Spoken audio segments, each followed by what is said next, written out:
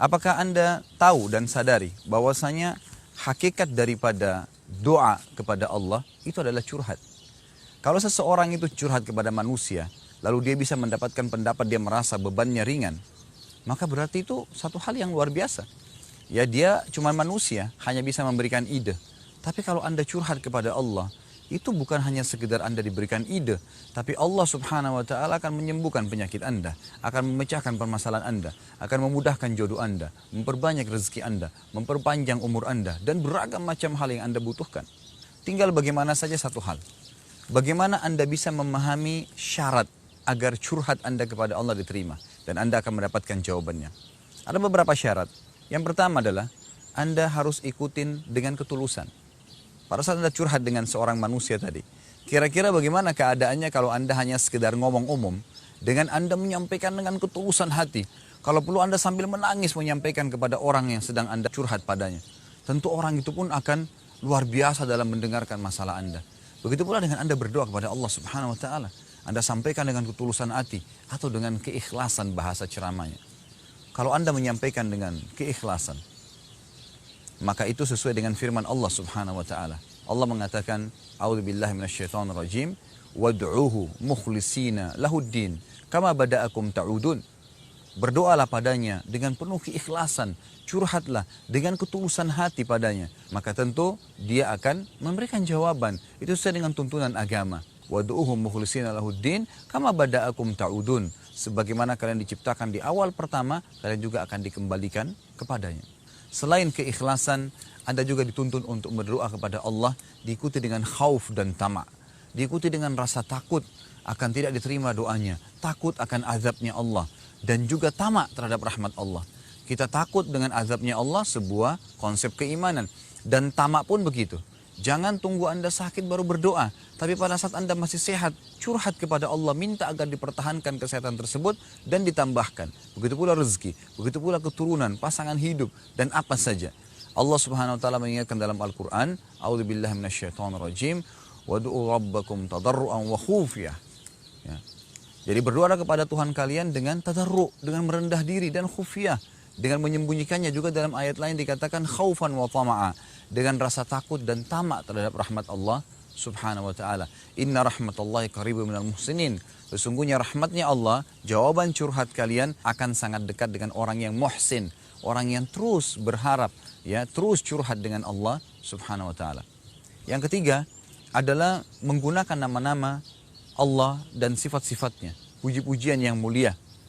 Jadi kita menyebutkan dengan kata-kata yang baik, dengan santun. Allah SWT mengatakan dalam Al-Quran, A'udzubillahi minasyaitonirrajim, walillahil asma'ul husna fad'uuhu biha. Ya, sungguhnya Allah punya nama-nama dan sifat-sifat yang mulia. Maka gunakan dalam doa-doa kalian, gunakan dalam curhat kalian. Kita mengatakan, Ya Rahman, irhamni, wahai yang maha pengasih, kasihanilah aku.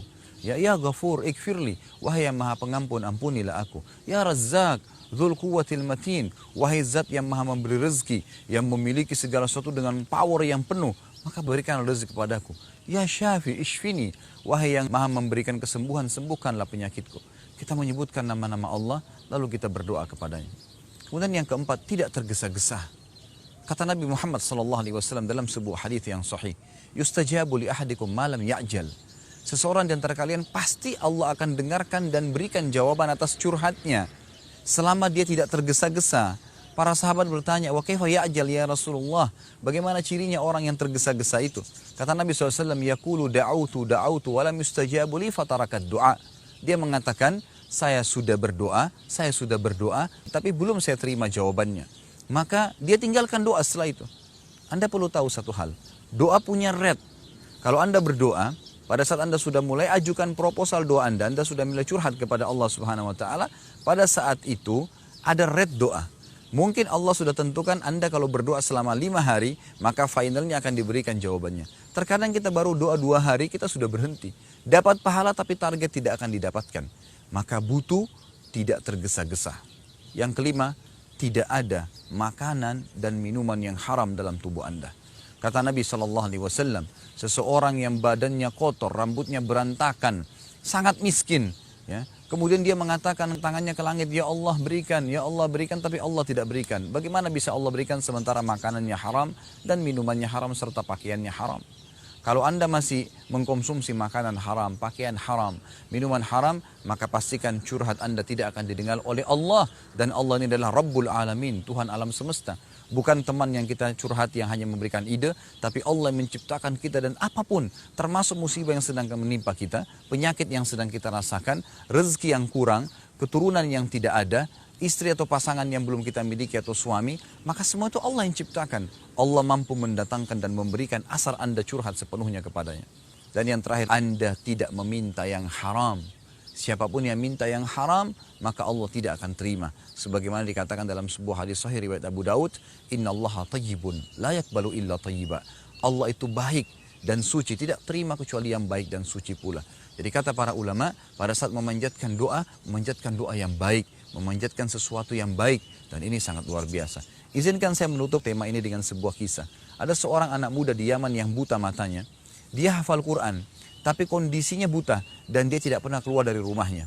Satu waktu pada saat dia sudah mencapai umur 23 tahun, dia ingin sekali menikah. Lalu dia katakan kepada orang tuanya, "Ayah, saya ingin menikah." Kata ayahnya, "Bagaimana kau bisa menikah anakku? Siapa yang akan mau menikah dengan kamu sementara kamu buta dan kamu tidak punya kerjaan, tidak punya penghasilan?"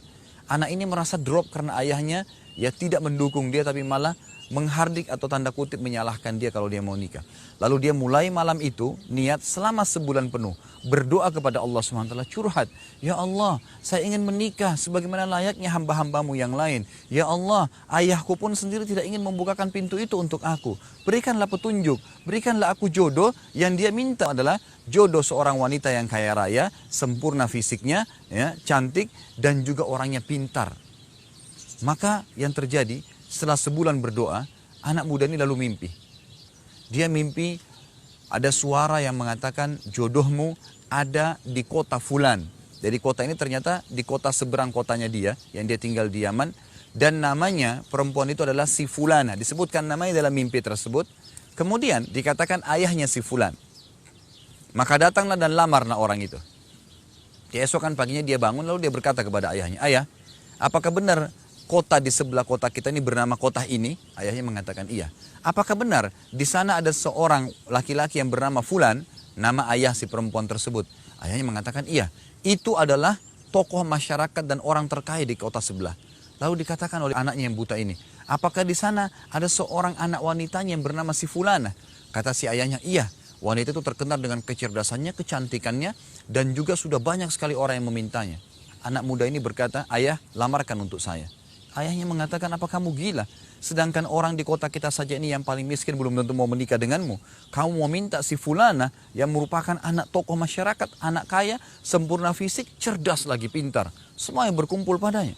Lalu anak muda mengatakan, "Tolong ayah, saya sudah mimpi begini dan begitu."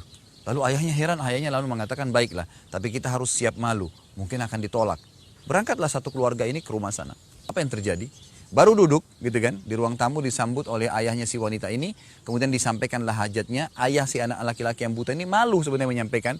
Saya sambil khajal dalam bahasa Arab, dia kayak agak bimbang, diterima nggak ya gitu. Lalu akhirnya apa yang terjadi? Waktu disampaikan, "Saya punya niat anak saya yang buta ini, dia tidak ada kerjaan, tapi dia hafal Quran mau minta anak Anda." Baru diucapkan begitu, ayahnya anak perempuan itu tiba-tiba mengucapkan kalimat yang luar biasa. Tidak masuk di akal seorang manusia gitu. Dia mengatakan, "Saya terima lamaran anak kamu." Ayahnya si laki-laki ini heran mendengar jawaban si ayah perempuan tadi. Anaknya dia buta, fisiknya biasa saja, kemudian tidak ada kerjaan gitu. Lalu ditanya oleh ayahnya laki-laki ini, "Kenapa Anda begitu spontan menerima anak saya?" Kata ayahnya si anak perempuan, "Saya mimpi semalam bahwasanya akan datang jodoh anak saya hari ini dari kota kamu dan fisiknya, cirinya seperti anak kamu ini, buta matanya dan hafal Quran." Ini satu hal yang luar biasa gitu. Ayah si anak laki-laki ini terpukau. Si anak laki-laki ini pun kaget dengan berita itu. Lalu si ayah perempuan mengatakan, "Tapi saya belum ceritakan kepada anak saya. Sebentar tunggu, saya akan bicara dengan dia." Masuklah dia ke dalam rumah lalu dia bicara dengan anak perempuannya. Dia katakan, "Wahai anakku, saya ingin menyampaikan sesuatu, mudah-mudahan kamu jangan salah faham. Sudah banyak orang yang meminta kamu, tapi selama ini kamu tolak dan saya pun tolak gitu. Tapi kali ini ada orang yang datang yang menurut saya dia baik karena hafal Quran, tapi tidak ada kerja dan matanya buta. Begitu didengar matanya buta dan dia hafal Quran, spontan anak perempuan ini mengucapkan satu kalimat yang membuat ayahnya pun kaget. Dia mengatakan, ayahku terima dia, dialah jodohku. Lalu ayahnya bingung, berkata, kenapa kau begitu mudah menerimanya padahal kamu belum melihat orangnya? Anak perempuan itu mengatakan, semalam ayah saya mimpi, saya didatangi atau mendengarkan suara mengatakan akan datang jodohmu dari kota si Fulan, anak laki-laki bernama Fulan, matanya buta hafal Quran. Dialah yang akan menenangkan hidupmu, terima lamarannya. Maka akhirnya terjadi pernikahan hanya karena curhatnya kepada Allah yang tidak mungkin di mata manusia.